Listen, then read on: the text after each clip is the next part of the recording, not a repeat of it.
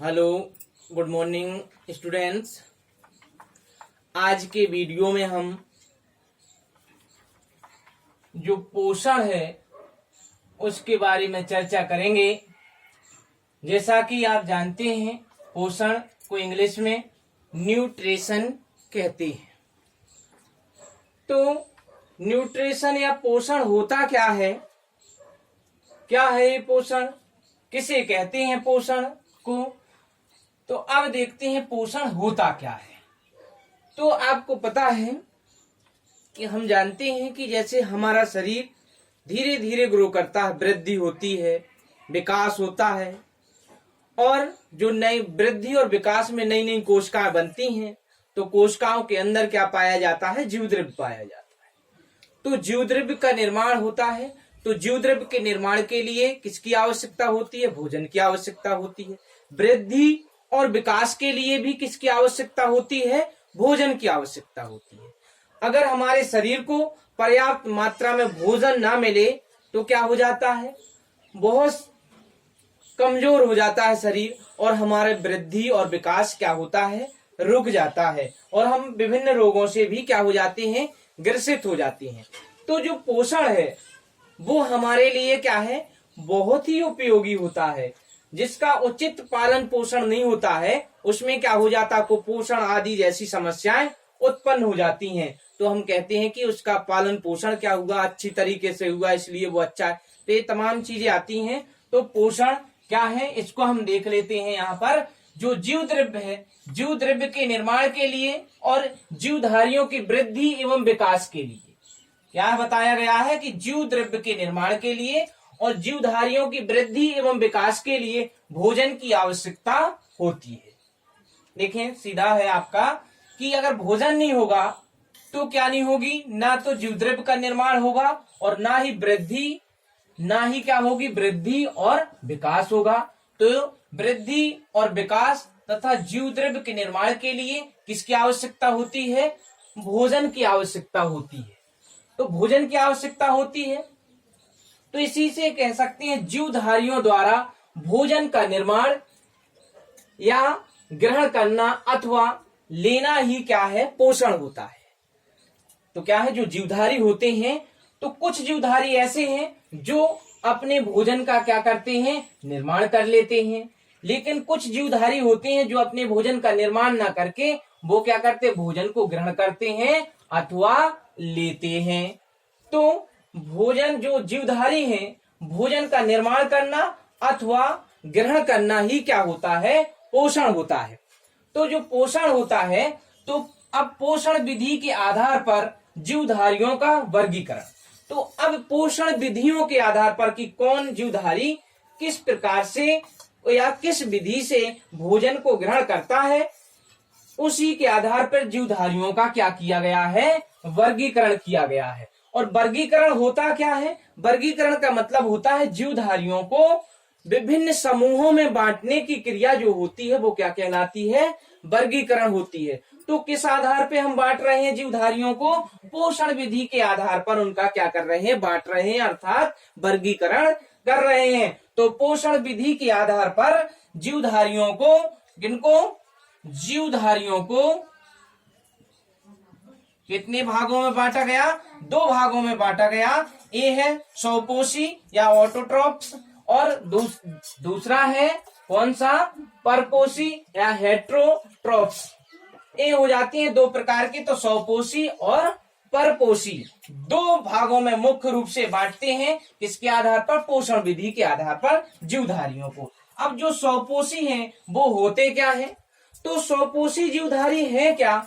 तो ऐसे जीवधारी जो अपने भोजन का निर्माण या भोजन का संश्लेषण स्वयं कर लेते हैं, उन्हें क्या कहते हैं? स्वपोषी कहते हैं।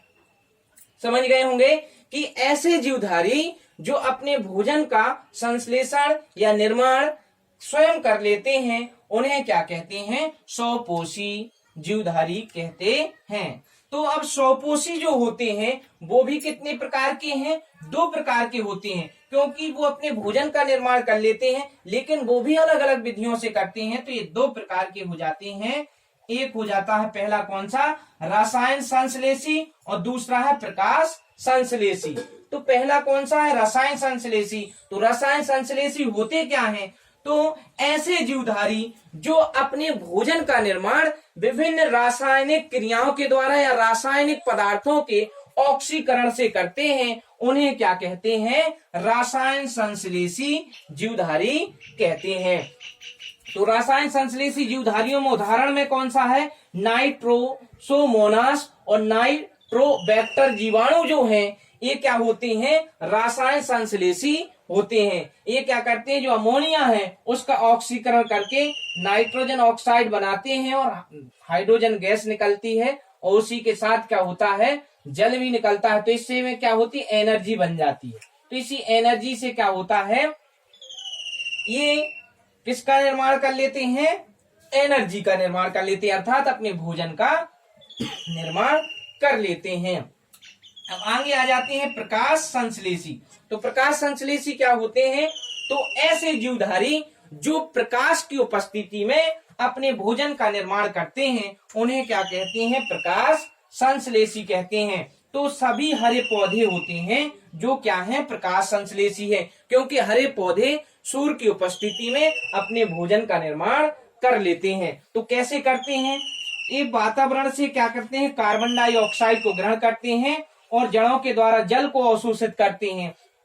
सूर्य और क्लोरोफिल की सनलाइट और क्लोरोफिल की उपस्थिति में ग्लूकोज का निर्माण करते हैं और जल तथा ऑक्सीजन सह उत्पाद के रूप में बनाते हैं या निकालते हैं। तो इस प्रकार से ये क्या हो जाते हैं, जो हरे पौधे हैं वो अपना भोजन प्रकाश संश्लेषी या प्रकाश संश्लेषण के द्वारा अपना भोजन प्राप्त करते हैं। तो यहाँ 100 पोषी हो जाते हैं। 100 पोषी सिर्फ कितने हैं, 2 प्रकार के हैं। अब नेक्स्ट आते हैं परपोषी क्या होते हैं।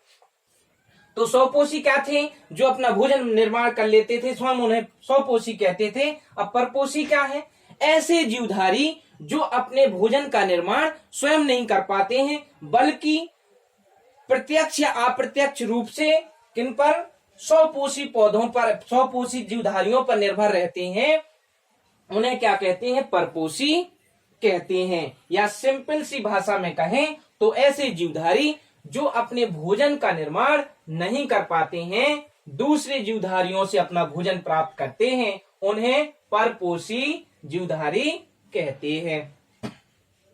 आगे जो परपोषी जीवधारी हैं, इनको भी अलग अलग विधियों के आधार पर भोजन प्राप्त करते हैं। तो इनको भी कितने भागों में, 5 भागों में बांटा गया है। पहला है मृतोपजीवी। तो मृतोपजीवी क्या होते हैं, ऐसे जीवधारी जो अपना भोजन सड़े गले मृत कार्बनिक पदार्थों से प्राप्त करते हैं, उन्हें क्या कहते हैं, मृतोपजीवी कहते हैं। तो एक बार फिर से इसको समझ लेंगे, ऐसे जीवधारी जो अपना भोजन सड़े गले मृत कार्बनिक पदार्थों से अपने भोजन को ग्रहण करते हैं, अवशोषण करते हैं, उन्हें क्या कहते हैं, मृतोपजीवी कहते हैं। तो जितने भी कुछ कवक होते हैं वो क्या हैं, मृतोपजीवी होते हैं। जैसे ईस्ट, म्यूकर, राइजोपस आदि क्या होते हैं, ये मृतोपजीवी होते हैं। अब क्या है परजीवी। तो परजीवी क्या होते हैं, तो ऐसे जीवधारी जो अपना भोजन जिस जंतु या जिस जीवधारी के अंदर रहते हैं या बाहर रहते हैं, जिस पर रहते हैं, उसी से अपना भोजन प्राप्त करते हैं और उन्हें किसी न किसी प्रकार से नुकसान पहुंचाते हैं। ऐसे जीवधारियों को क्या कहते हैं, परपोषी कहते हैं। परपोषी भी 2 प्रकार के होते हैं, अंतः परपोषी और बाह्य परपोषी। परजीवी, सॉरी, ये क्या है, परजीवी। तो अंतः परजीवी होते हैं और बाह्य परजीवी होते हैं। तो 2 प्रकार के भी होते हैं, अंतः बाह्य। तो परजीवी जो है 2 प्रकार के होते हैं, इंग्लिश में से पैरासाइट कहते हैं। तो जो शरीर के ऊपर रहते हैं उन्हें बाह्य परजीवी कहते हैं, और जो शरीर के अंदर रहते हैं उन्हें अंतः परजीवी कहते हैं। उदाहरण के लिए अमरबेल, ये क्या है, परजीवी है। रेफ्लेशिया परजीवी है। मच्छर परजीवी है। प्लाज्मोडियम बाइबेक्स, ये भी क्या है, परजीवी है। आदि क्या होते हैं, परजीवी। तो परजीवी को हम एक बार फिर से समझ लेते हैं, ऐसे जीवधारी जो दूसरे जीवधारियों के शरीर में या शरीर पर रहते हैं और उन्हीं से अपना भोजन को प्राप्त करते हैं या उन्हें नुकसान पहुंचाते हैं, ऐसे जीवधारियों को क्या कहते हैं? परजीवी कहते हैं। आगे चलते हैं सहजीवी। तो सहजीवी, तो इसके शब्द से ही सह मीन्स साथ और जीवी मीन्स जीवन यापन। तो साथ जो जीवन यापन करते हैं एक साथ, उन्हें कहते हैं सहजीवी। तो ऐसे जीवधारी जो दो या दो से अधिक, दो या दो के साथ में रह करके दो अपना ऐसा संबंध बनाते हैं कि दोनों को क्या हो? लाभ हो, किसी को हानि ना हो, तो ऐसा संबंध क्या कहलाता है? सहजीवी कहलाता है। तो सहजीवी जीवधारी क्या होते हैं? ऐसे जीवधारी जो दो जीवों के साथ में रह करके भी उन्हें हानि नहीं पहुंचाते, बल्कि एक दूसरे को क्या होता है? लाभ होता है। ऐसा संबंध या ऐसे संबंध को, जीवधारियों के संबंध को सहजीवी कहते हैं, सिम्बायोसिस कहते हैं। तो इसमें लाइकेन्स सबसे अच्छा उदाहरण होता है। जो लाइकेन्स है वो भी वातावरण के अच्छे प्रदूषक होते हैं। तो लाइकेन्स कौन से जो दो जीवधारियों के मध्य संबंध होता है? शैवाल और कवकों के मध्य संबंध है। जो सहजीवी होते हैं, कवक और शैवाल आपस में मिलकर के एक दूसरे को लाभ पहुंचाते हैं। जो कवक होते हैं, क्योंकि कवक अपना भोजन नहीं बना पाते हैं, क्योंकि इनमें लवकों का अभाव होता है, इसलिए शैवाल हरे होते हैं। तो शैवाल जब भोजन बना लेते हैं तो इनको देते हैं, और कवक जल का अवशोषण करके किनको देते हैं? शैवालों को। तो एक दूसरे को क्या करते हैं? लाभ पहुंचाते हैं। तो इनका संबंध क्या है? सहजीवी है। तो इस प्रकार से भी एक दूसरे से पोषण प्राप्त करते हैं। तो ऐसे लाइकेन्स है, तो ऐसा संबंध सहजीवी कहलाता है। अब कीटभक्षी पौधे या कीटभक्षी जीवधारी, जो कीटभक्षी पौधे होते हैं वो कैसे कौन से होते हैं? ऐसे जीवधारी या पौधे जो अपना भोजन, इनमें अपना भोजन का तो ये निर्माण कर लेते हैं, लेकिन इन्हें आंशिक रूप से परपोषी भी कहा जाता है। आंशिक परपोषी क्यों कहा जाता है? क्योंकि ये अपने भोजन का निर्माण तो स्वयं कर लेते हैं, लेकिन ये ऐसी मृदा में उगते हैं जहां पर क्या होती है? नाइट्रोजन की कमी होती है। तो नाइट्रोजन की कमी को पूरा करने के लिए ये क्या करते हैं? कीटों का भक्षण करते हैं। इसलिए इन्हें क्या कहते हैं? कीटभक्षी पौधे कहते हैं। तो समझ गए होंगे कि ये क्या है? आंशिक परजीवी हैं। आंशिक परजीवी क्यों कहा गया है? क्योंकि ये प्रकाश संश्लेषण के द्वारा अपने भोजन का तो निर्माण कर लेते हैं, लेकिन इनमें नाइट्रोजन की कमी रहती है। क्योंकि ये ऐसी भूमि में ही उगते हैं जहां पर नाइट्रोजन की कमी होती है। तो उसी नाइट्रोजन की कमी को पूरा करने के लिए ये क्या करते हैं? कीटों का भक्षण करने लगते हैं। तो जब कीटों का भक्षण कर लेते हैं तो इनको क्या कहते हैं? कीटभक्षी पौधे कहते हैं या कीटभक्षी जीवधारी कहते हैं। तो इसके उदाहरण हो जाते हैं कलश पादप या ड्रोसेरा, डायोनिया, यूटिकुलेरिया, ईटीसी आदि हो जाते हैं। अब प्राणी संभोजी।